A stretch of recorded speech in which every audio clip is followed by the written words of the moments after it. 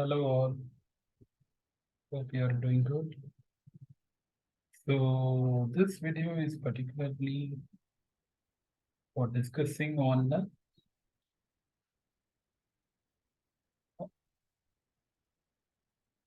Capgemini recent interview question and answers.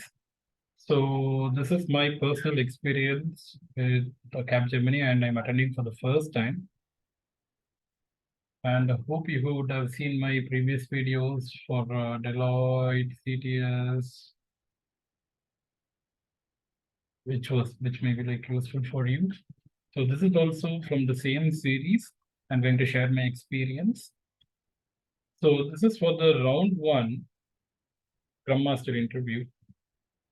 And before I start, I want to share like few points. First of all, I may be sharing like few concepts. For example, some topics which I might have discussed in my channel. So those topics, I will be giving the link for you to check if needed in the comment section. For example, if I'm going to talk about TDD versus BDD, that particular topic, if I had already discussed earlier, for your future reference, I'm going to tag that particular link also in the comment section. So please go through that. And a few points as a disclaimer. So this interview discussion is based on my own experience, and I'm going to share my thoughts in order to help you also to prepare for the next level. So same company, different projects may have a different approach for evaluation. For example, in Capgemini itself, few projects may evaluate candidates in a different way. So I just want to be transparent here. And few answers we are discussing here may be based on my perspective, and expectation differs from interview. And we will be also discussing on the appropriate way to answer each question, and I will be also adding few extra bonus tips here as a part of some questions. Please do watch this video from start to end and provide your support for my channel. So this Capgemini interview, I had only one technical round, and that went for 60 minutes complete. Whereas in my previous interview, it was with Deloitte, we had like two technical rounds, which I had posted separately. So the 60 minutes interview, what are the questions they have asked and how I answer, and what will be the right way to answer each question we are going to see in this particular video. First, as usual, generalized question, it started with self-intro. Then from resume, the interviewer started asking questions. So first he mentioned, I can see many certifications in your resume or the international. So I have mentioned in my resume issued by, okay, for example, if you are considering PSM is issued by Scrum.org. I would have mentioned in that way. So he wants to understand more if those are international certifications. So I listed the certification names and then issued by institute. And also I added in parallel if the certifications are international or internal. For example, some internal certifications also you might have done in your career, right? So those also I have clearly explained. So better you have during a self-intro itself, just have like the major certifications, at least Scrum Master related certification mentioned. And also you should be aware of certifications, whatever you are mentioning in your resume. Even though if it is an old certification, you should be aware like this certification you have done from this particular institute. Next question, what is the reason for these many certifications? So I think interviewer was very curious. So I mentioned like I'm a passionate learner, and for each role specific, I used to upgrade myself to the next level. So due to that particular interest, I have done this certification. So this is the answer I gave.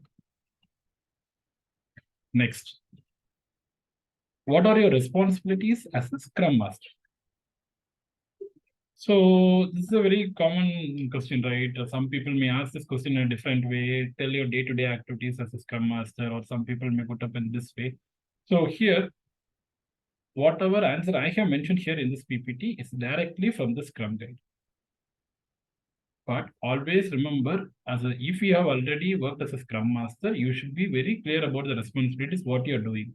It's not only about the responsibilities, you need to be very clear about the priority, which is the highest priority responsibilities for you to focus first. So from the Scrum Guide, I have quoted these points. First, accountable for establishing Scrum as defined in Scrum Guide. If you're going to the Scrum Guide, there will be two particular points. One is the primary responsibility. One is accountable for establishing Scrum as defined in Scrum Guide. Next is accountable for the Scrum team's effectiveness. That is continuous improvement. So this is the second point. So these are the two primary focus area for any Scrum Master. So now you should be knowing if you're mentioning the first point, how you are establishing Scrum as defined in Scrum Guide, by helping everyone understand Scrum theory and practice, both within the Scrum team and the organization. So this is how you are establishing Scrum. Whereas how you are establishing, how you are making sure your Scrum team is effective, is by enabling the Scrum team to improve its practices within the Scrum framework. See, this is a bookish answer. Okay, but I'm telling, the way I answered is, I mentioned very clearly, I am accountable for establishing Scrum as defined in Scrum Guide. That I mentioned like in the same way, and accountable for Scrum team's effectiveness. That means accountable for Scrum team's continuous improvement. I mentioned. I didn't mention like how I did it. In case if they are going to ask this question, how, then I thought like we can explain. Then the third point I mentioned it, teachers or coaches the team, product owner, stakeholder to achieve maximum value. This is almost similar to whatever I have mentioned earlier. Okay, but Scrum Master is a team level coach, right? So that's why like I mentioned this particular one. And it's a change agent for the organization. For example, Scrum Master can bring a change in the way of working. Of a team level or an organization level, we can bring change. And one of the primary responsibility is the impediment remover, right? So helps to remove blocks or impediments and assist the team and product owner. Okay, for this is for continuous delivery. Next, protects the team from disruption. So there may be like external interference in the team. So in that time also, Scrum Master should be the one who should be helping the team. So I mentioned like primarily these things. So if you're doing like any more additional responsibility, some Scrum Master may be involved even in other more product related things also, they may be involved. So in that case, please highlight that too as your responsibility. What estimation technique you use in your project? See, this is also one of the frequently asked questions.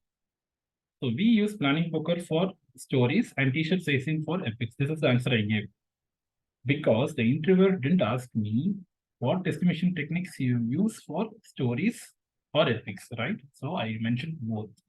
In case if they're going to ask story estimation technique or story estimation strategy which you used, then you can clearly tell planning poker. Okay. Or in case if your team is using like any other strategy, then you can mention that. But from my project, we are using this, so I mentioned the same. Next follow-up question on the same. How do you estimate stories? Sorry, it's a typo. How do you estimate stories? Okay. So first of all, I mentioned very clearly, we used to do estimation mostly in product backlog refinement meetings and if needed in sprint planning. So I explained my team's way of estimating. You should be explaining your team's way of estimating story and estimation tool used. Okay. So here in product backlog refinement meeting, what we will be doing, we will be refining, like we'll be going like story wise, and then we'll be refining, we'll be adding details, and then like we will be also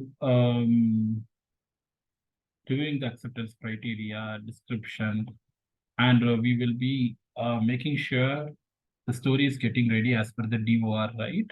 So I just mentioned the same. And the way we estimate is we used to do it in an online tool. So since it's a work from home culture, so we go with an online estimation tool. So I mentioned the website, like this is the website like we used to have. So there we, as a Scrum Master, I used to create a session and share to the team. So that session, team members will be joining, and then they will give the estimates for each story. And with the majority, we will go with the estimate. So in this, I mentioned very clearly the steps. And this is for estimation of user stories alone. Next question was explain sprint cycle. So they're asking about your sprint cycle. That means in one sprint, what you're doing exactly. So first I started with sprint cadence. So sprint cadence is the sprint duration. So we follow a 2-week sprint. Your team may follow a 3-week sprint. So in that case, you should tell that first.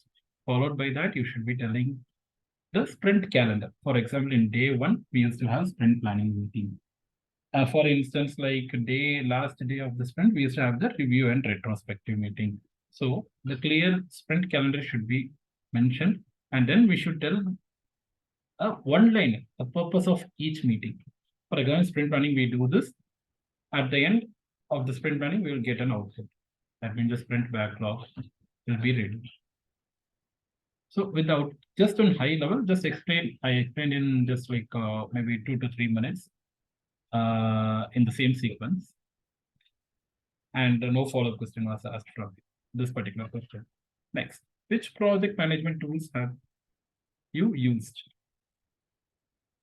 So I listed down all the tools. Okay, so you should also list down all the tools you have used and highlight the tool which you are very confident. For example, I'm confident with Jira. So I highlighted the same. And if you're willing to learn like more about Jira, like I have a separate playlist added for Jira. So you can just go through with the Jira videos if you feel if you need any help. Okay. So I just stick to Jira. Next, according to you, what are the qualities of good Scrum Master? So for this also, I have posted a separate video and I will also add the particular link in the comment section. So that video, I would have explained the same points almost. So what are the qualities of good Scrum Master? I mean, first of all, like a Scrum Master should be a servant leader. Now in the Scrum Guide, it has been changed to a true leader, right? But anyway, that servant leadership should be there for an effective Scrum Master. Then Scrum Master should be a coach or a mentor for the team. Then a strategic thinker. Strategically, he or she should be able to think and help the team for continuous delivery. Next, a good listener and an observer. So this comes with an empathy part. Next, facilitator, good facilitator and good unblocker. This is for the impediment and impediment resolving I'm just mentioning. Then conflict resolver. Yeah, there may be conflict between dev and QA or within anybody. So you should be able to resolve that conflict management. Next, a change agent to bring in changes within the team.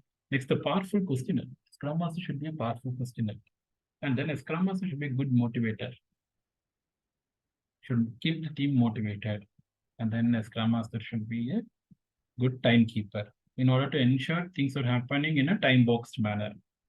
These are some good qualities of a good Scrum Master I mentioned. If you have more points also, you can add. So what are the challenges you face as Scrum Master? See, this is a very, very frequently asked question. I'm not going to deep dive into this particular question, but always remember, take 1 or 2 good examples. See, what are the challenges you face as Scrum Master? This can also be asked as what are the process improvements that little bit modified way? What are the process improvements you have brought in as a Scrum Master? So always have like these type of questions, have 1 or 2 good examples ready. And while explain with the root cause, why that happened and how it was resolved in real time. That means with your project scenario, you try to explain things.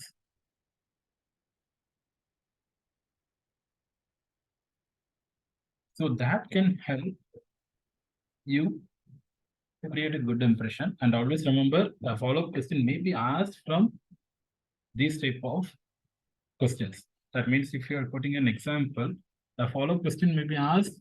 So always be prepared for that. Don't jump into things which are not very clear. That can backfire. Next. How do you measure agile maturity level of team?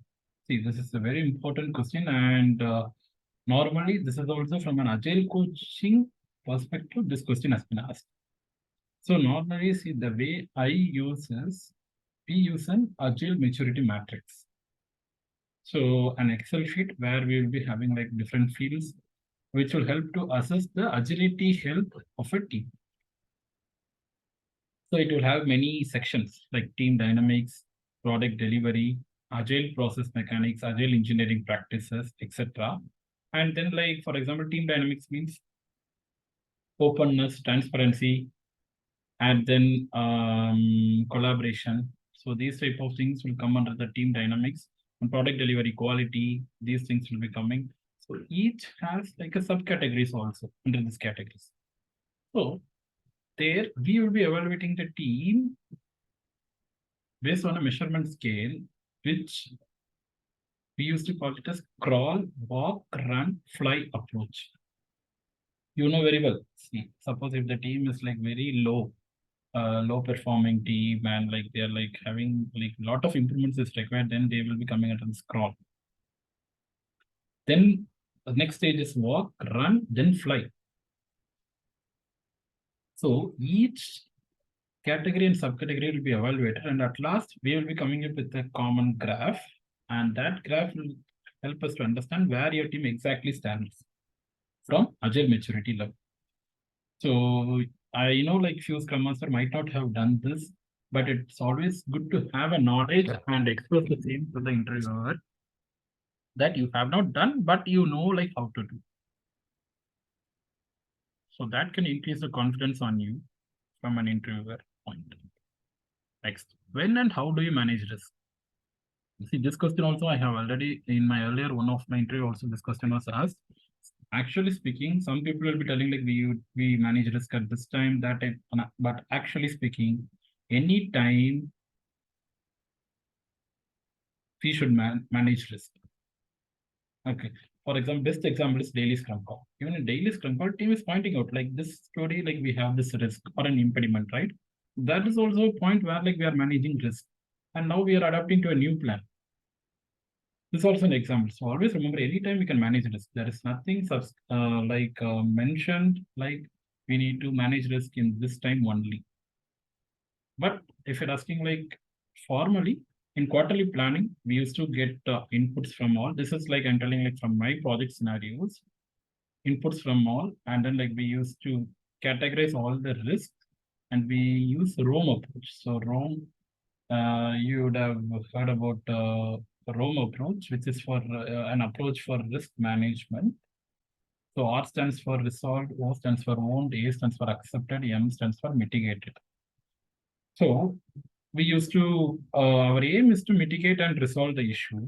And then we will share that to stakeholders. That increase the transparency to stakeholders on the impact level.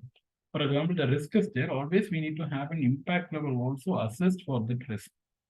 I will tell a small example for a risk. Consider COVID situation when the COVID was very peak. So there were like few unplanned leaves happening for like frequently. So for at that point, that is a risk to be pointed out to the stakeholders. For example, December end, if you're planning something, there is a risk or possibility that team may go on a holiday or a vacation, right?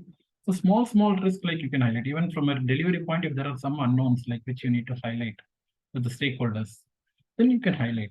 So risk can be managed anytime. So when and how you are managing the risk, you need to be very clear. Even risk, some people used to manage in tools like Jira Align also. So it's up to you people how you are projecting. I just explained with my own example. That means like my own experience. Next, what are the risks you managed? See, this is a follow-up question. Okay, so the project-specific risk, whatever you have managed, if you have anything in mind, just explain that. Just have two risks and explain how you resolve. That's it. That can help. Next, what are the frameworks you worked before? So this is the Scrum frameworks they are denoting. Sorry, these are the Agile frameworks they are denoting. So this is personal experience based. I have worked in frameworks like Scrum, Safe, etc., and also like bit of Kanban. So I mentioned like the same. If you have worked only in Scrum, you'll be very confident. Tell like only in Scrum, but I'm aware of Kanban concepts. In that way, you should be telling. So it's a purely experience-based question. And then general questions related to job change reason, and if you have any other offers, and what is the notice period, these questions. And then I just ask an high level feedback, and few interviewers will not be sharing the feedback, and my interviewer shared a very high level feedback. Just told like one particular modification for me, and that was helpful. So on the whole, if you're seeing the 60 minutes interview, what I felt is the interview expectation was to check my relevant experience, okay, and my project management skills. And the expectation is for project specific real-time answers they're expecting, and even few interviewer will be okay with detailed answers. So this interviewer also didn't interrupt me at any point, and when I shared my real project examples, the interviewer was good. So always remember, keep your answers simple, smart, and also to the point. Okay, explain with the real-time example that can help you to present even more better. Okay, folks, I will also attach in the comment section, I will attach the links for the other video which we discussed in this particular discussion. Okay, please check if you are looking for, and stay tuned. All the best, folks. Thank you.